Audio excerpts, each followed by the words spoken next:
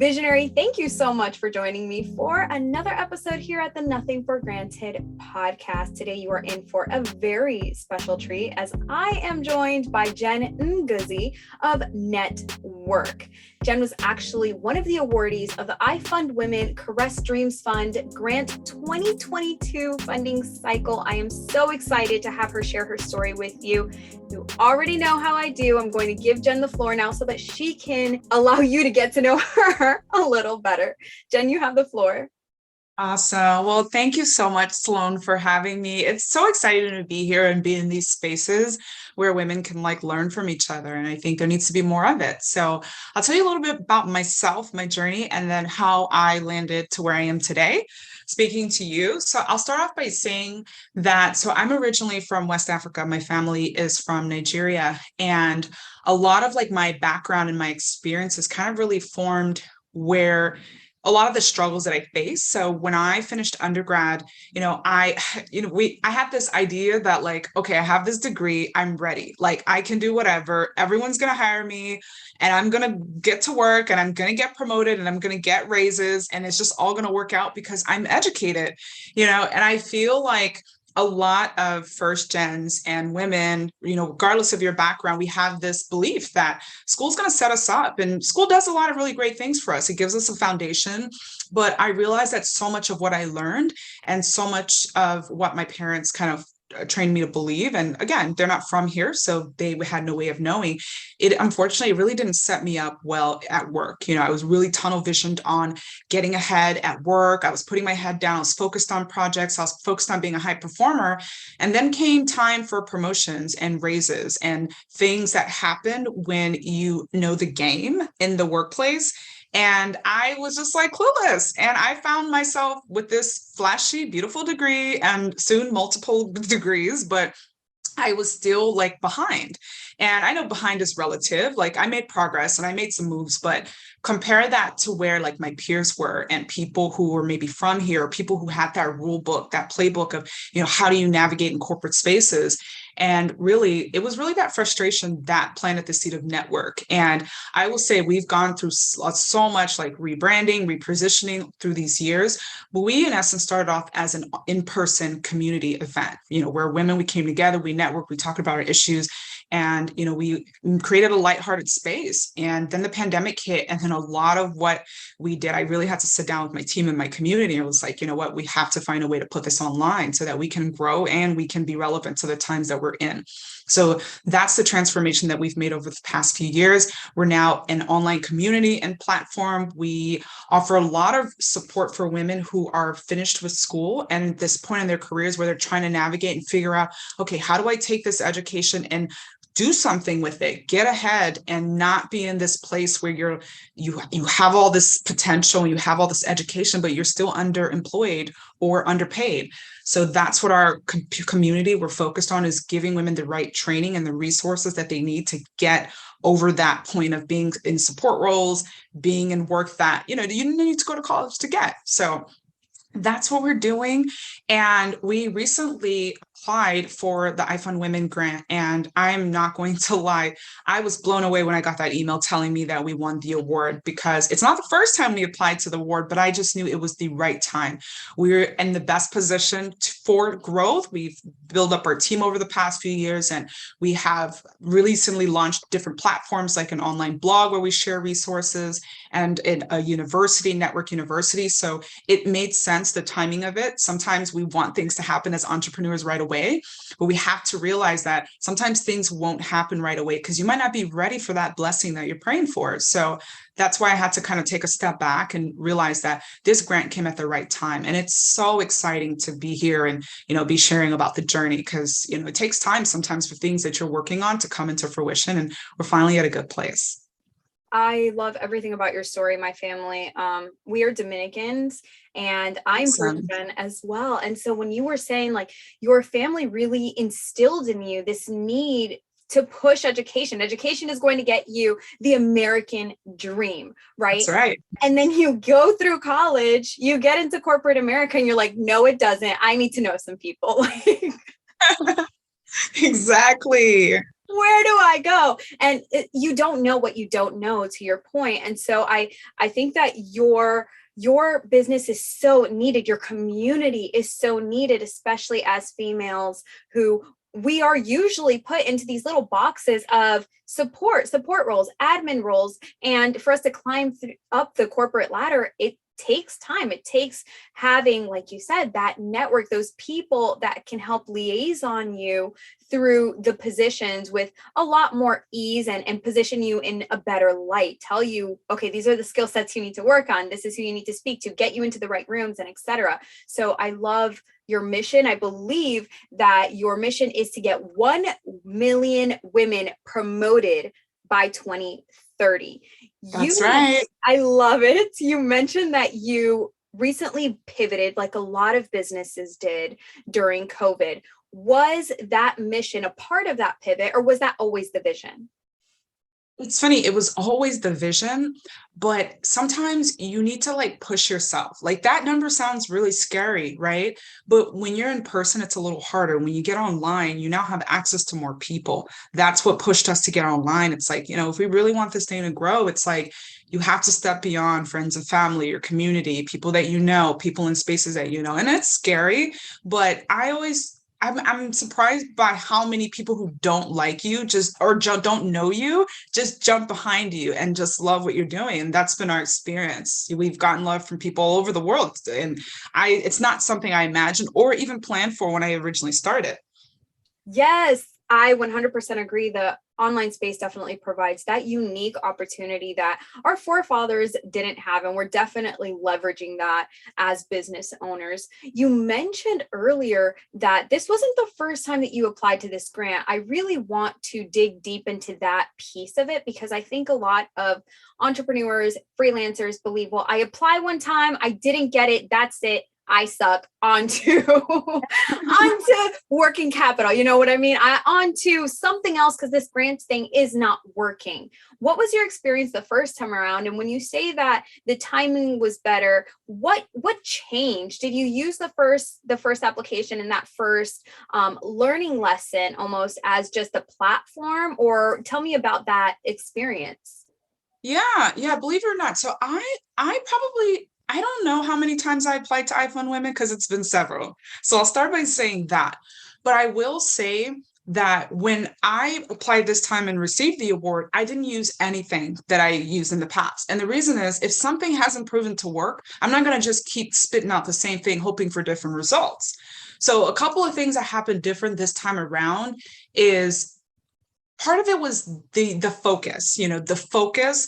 In the past, I feel like when we were putting out our applications, it's like a one size fits all, and we're just throwing out applications. But for this application, one thing I did differently is I really tailored it, right? I really tailored it to what IFundWomen was all about. And I made sure that my application absolutely matched what they talked about they wanted in the application. And another thing is, it also dealt with like the timing, like the reason why we were raising the funds, what we were doing. That probably had a lot to do with it. At the time, we just launched our blog. So, a blog can't be ran alone. You need a community, you need people to be helping it to update it, and a lot of the things we were doing. So it made sense for a grant, but I also felt like it just was the right time. Sometimes when you want something, and I mentioned this earlier, sometimes when you want something and you really want it to work, but your business is really not at the point where it's ready to get to the next level, even if you had extra funding. So sometimes when you're applying, and I even looked at some of my past applications, and I read the reason why we were raising money, and it wasn't as strong as this application. So the why was very important. So my advice to anyone who's applying for grants and you're not getting any results, take a look at the reason why you're raising money and ask yourself, is my business really ready for this funds? If we won, do we have a plan? Is the plan going to help elevate us? Is it just going to be great, we got a grant? Or is it right for where you are in business? And I can honestly say from my other applications, the timing just wasn't right. Now was. Mic drop, you could take my job, I'm leaving. That was Perfect. That was perfect, honestly, because as a funding expert myself, I always tell people you could have a skeleton. That's fine.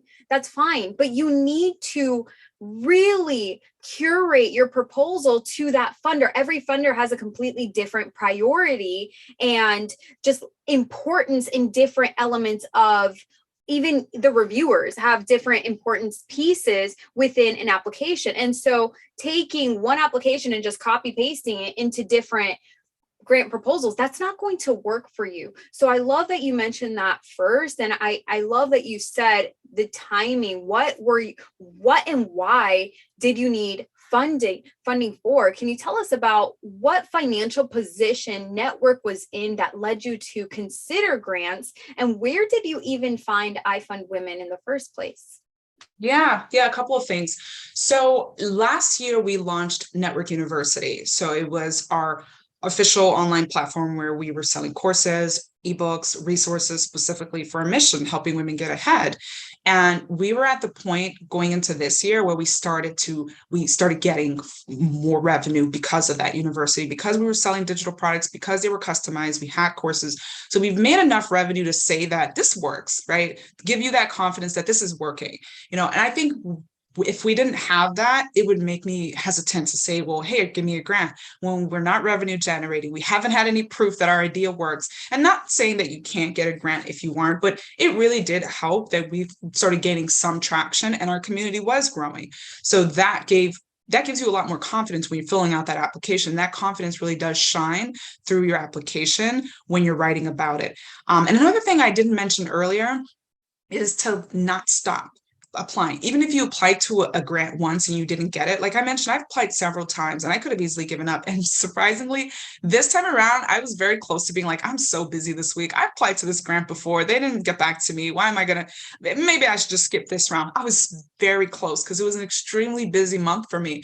And something told me, just do it. This year feels different. Like I just went into 2022 telling myself, good things are going to happen this year. I believe it. And I'm going to put it out there and I'm going to wait to receive it.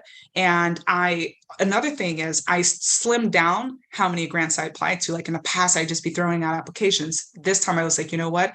I'm going to not putting all my eggs in one basket, but I'm going to pick a select few promising baskets that I have that really connects with my mission, the work we're doing and the programs. And I'm going to apply to those. And I'm going to close my eyes to everything else and just bet on these few opportunities. And that strategy actually worked for me.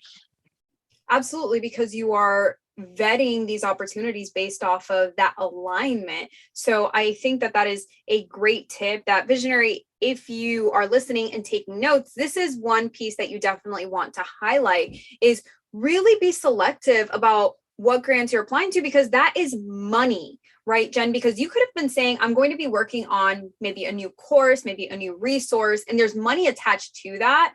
And so the fact that you said, you know what, I'm going to apply to maybe 5 grants this quarter because that's what my time can allow. And realistically speaking, this is how much money I can quote unquote afford to lose in order for me to gain long term. Would you agree with that?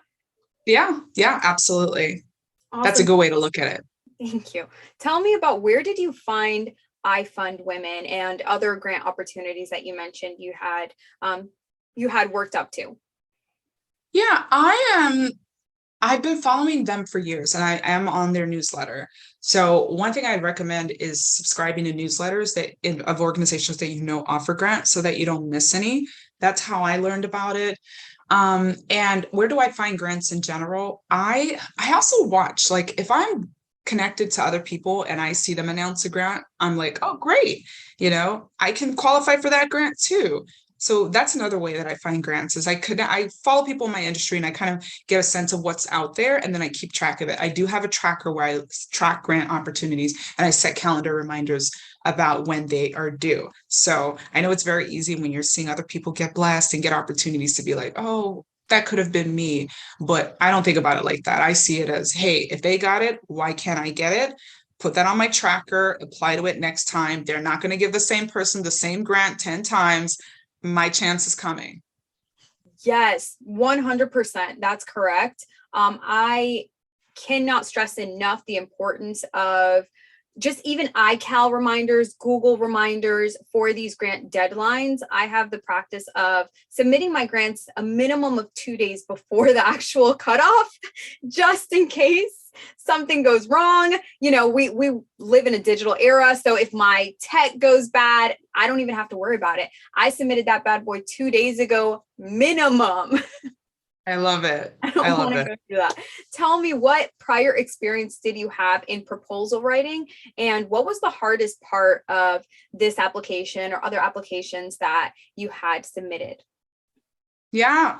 I would say before network, I had zero experience in writing grants. And to be honest, I felt like I was doing it wrong the entire time. And that's why I kept throwing out applications and starting over. So I tried to not reuse things that weren't winning me grants. And one thing that really helped was I actually went on IFundWomen's website and I watched and I learned and I studied other grant winners and their essays and the things that they wrote. So by studying that, I was able to kind of tweak it to my business and my application. And I figured, well, if they were awarded grants, then chances are they wrote something correctly. So I used the format of another grant recipients and other grant recipients and to format my own. So I didn't have any formal experience, but I just kept applying. And the more I applied, the more kind of experience I got. I started to see what worked. And I read like best practices. So I pretty much went out there and tried to learn myself, but didn't do any formal learning, didn't take any kind of formal training or anything like that. I just kind of figured it out. Google University. Yes, Google University, YouTube University, that's the life of an entrepreneur, is being resourceful ultimately. And Right. you did exactly that. And it worked for you. Tell us, where did those funds actually go? As my listeners should already know, because we talk about it extensively, there are unrestricted funds, but then there are funds that are specifically for certain programmings, whether that's equipment or only trainings. What did your funds actually go towards? Yeah. So we officially got them last week, and they're going to be going towards the different programs that I mentioned, growing our network blog, growing Network University, creating more resources. So that's what these specific funds are going. And we're in the process of just trying to survey our community, figure out what exactly do they need, what things work, what things are they searching for, what things do they want from us. So we're going to use all that feedback and data to create more and more programs. Yeah, you're listening to your audience, because they will tell you exactly what it is that they need, rather than you creating and then going back to the drawing board because it's not selling or it's not bringing back bringing about the most value for your community. So I love that you are conducting proper market research yourself and your team, correct? Yeah, that's right. That's right. We sent out emails and we ask questions and we put up stories and our questions and our stories to try to figure out like, what is it that people want from us? Which one of our blog posts are the most popular? Are people geared towards these type of topics? So this is what helps us be able to kind of create products that are way more aligned to what we're doing. I love that. Tell us, what tips do you have for any aspiring freelancer or current business owner that is dipping their toes into this area of funding? What tips would you have for them as they begin their journey towards grant funding? Yeah, I would say start off by, first of all, starting. It's really hard to nail down the right time. I see a lot of people do this. They're like, I have this really great idea, but it's not the right time, or they feel like they have to go get all this experience and all these skills before they can do anything. And I feel like it's such a disservice to yourself, because a lot of this journey is about pivoting. It's about learning. It's about making mistakes. I mentioned a lot of times about the different rebranding, the repositioning, relaunching that network it's done. And I asked myself, if I waited until all that was perfect, it would have taken me 4 years to get started. And that was 4 years of learning, building relationships, building our email list, growing our customer base, applying for grants, learning, putting myself out there, marketing the business. So you're never going to be done getting ready, or you're never going to be perfect. But as soon as you start, you'll start getting feedback. You'll start to hear about what you're doing, what you can be doing better. You'll start learning and you'll start to pivot. So the number one thing I'd recommend is to get started. And then another thing is to set like mini milestones, because it's going to be really easy to get discouraged. Like if you have these really crazy wild goals, like if I came out the bat saying I want to help 1 million women get promoted back when we started in 2018, I might have felt a little discouraged when we weren't making those numbers right away. But I set small goals like, hey, I want to get this many people in our city to subscribe to our newsletter. I want to get these many people to attend our events. So by having those small goals and smaller milestones when I'm getting started, but long term, knowing that I want this to grow, I want this to be huge. But I'm going to start small and I'm going to set small goals in the beginning so that I have some things to celebrate and like encourage me to keep going, especially when it's not easy or you don't feel like you're getting results. It's very easy to give yourself things to kind of celebrate along the journey. That's really important so that you can keep going. And then another thing is to, whatever you can do to invest in like growing your confidence. I think that's probably the most important thing that this journey taught me, is that you absolutely have to be your biggest fan and your biggest supporter. You have to believe in your business and what you're building. And part of that kind of comes with surrounding yourself with the right people with this journey. So if you don't have that, going out of your way to create that community for yourself, even if it's not filled with anybody that you know currently, that's an important part of this journey. That confidence is going to be seriously the best gift that you can give yourself as a founder. I really want to touch on that piece because I'm huge on self-improvement, on just your mental health, really building yourself up from the inside, because I really believe that that is where everything comes from. It's just like you mentioned, you came into 2022 and you said, good things are coming for me. And there's blessings that God has set aside for me, and I'm here waiting to receive it. It's there. Tell me about, how do you invest in growing your confidence, and where would somebody begin? Because I think that when people are starting a business, it's really easy for you to start with high momentum, and like you said, you're going to get to a point where you're going to burn out.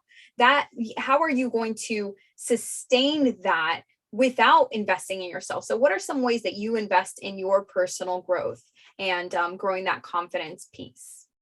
Yeah, I would say two things. I'm very serious. I take the relationship that I have with myself very seriously. I have little rituals and things that I do. I write myself. I say certain things to myself. I fill my head with ideas, whether they're true or not, that's nobody's business, but like I believe them. So I kind of create this kind of weird relationship with myself where it's like we're sisters and I'm supporting you, I've got your back, and and the reason why I do that is not because I don't have anybody else in my life to do that. Like I have supportive family, friends, spouse, but like I feel like that's no one's job to motivate me, and I truly believe it. Like all the motivation, the love, and the support that I get from my friends and family, I see that as extra. Like it's not their job to do all that. It's not their job to pat me on the back every day. I love that they do it, and I receive it and I accept it and I thank them for it. But I feel like that has to come from me first. So that's the first thing I do, is I create this kind of like weirdish relationship with myself where I'm like, yeah, girl, yeah, we got this. Okay, great, great. You're gonna do what you did. Like I have that kind of relationship with myself. The second is you gotta have a mentor, because I'm not gonna lie, you're not gonna always be your biggest fan. There are gonna be some days where you're doing things and you're like, oh, I know I could have done better. So you have to have someone who's like speaking life over you, someone who has experience in this space. I have an amazing mentor. I have several of them, but I have one mentor who's very special to me when I started. And part of the reason why he was special is because he saw things in me, and he saw the potential, he saw the drive, and it's so important to have people like that around you, because you're not always going to see certain things. We all have blind spots, but if you have someone who sees your potential and who believes in you and what you're building, that is going to be so important, because their belief in you is going to make you think like, whoa, okay, if they really believe in me, there has to be something there. What am I missing? So I believe them. So have somebody like that. Find a mentor, invest in that relationship with yourself. Those are the number two things that I say that has helped my confidence throughout this journey. Yes, for being weird. I'm all about it. I love it. No judgment. No judgment at all. We're right there. We are right there. Tell us, where can we get to know you? Where can we get to know more about Network? And not more than just connect with you, but where can listeners work with you if that's what they so choose? Yeah. So a couple of ways. So definitely subscribe to our newsletter. We are always sending out resources. We're always supporting the community. I do events, and then Network does events as well. So we do a lot of collaborations with similar brands. So definitely subscribe to our newsletter. I'll make sure I'll send you the link. But when you subscribe, you also get access to our free career level up center. It's something we launched during the pandemic to support women and give them a lot of templates and resources that can help them out. So you can support us there. You can get tuned there. And then also you can follow us on social media. I'm at Jen Ngozi. If you want to reach out to me personally, I'm at Jen Ngozi, spelled JENNGOZI. You can also make sure to follow Network at Network Movement. So yeah, I would say those are the best places to connect. So good. Jen, thank you so much for taking the time out to speak with us and share your experience. Congratulations on this huge award. It is so exciting, and I'm excited to see what Network is going to do in the future. Visionary. I appreciate it. Yeah, absolutely. Visionary. Can I close by adding one thing? Perfect. So our IFundWomen crowdfunding campaign is actually going live on Monday, June 13th. So that's this coming Monday, or whenever this airs, Monday on June 13th. So we would love your support. There's a lot of different rewards that we put out there for our funders, from professional development kits to being able to be featured on our newsletter and our blog. So if that's something that you're interested, we love your support. So you can check it out at ifundwomen.project/network. And that link is also going to be on our website when you check out our website. Perfect. I am also going to include that visionary in the show notes and on the blog page, as well as the Facebook community group, so that you could check that out and support Network on their funding campaign. And again, thank you so much for being here, visionary. Many blessings on you.